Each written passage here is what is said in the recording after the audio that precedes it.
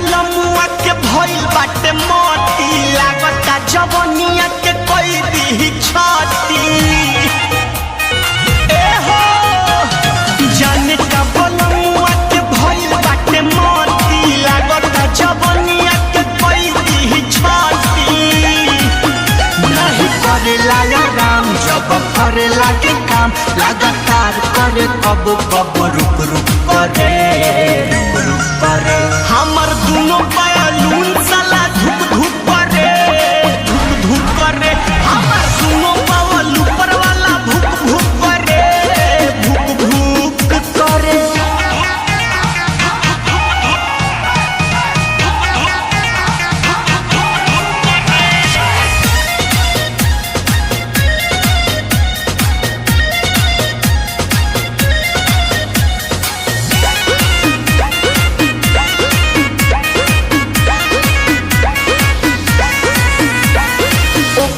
हर चीज बाकी रखे न संभाल के बोलू बिशुनपुरी छोड़े दर्द कबार के माई ओकरे हर चीज बाकी रखे न संभाल के बोलू बिशुनपुरी छोड़े दर्द कबार के एक पानी कम जोर शक्ति सोना कर जो लोड सह नहीं पाई दे ठुक ठुक करे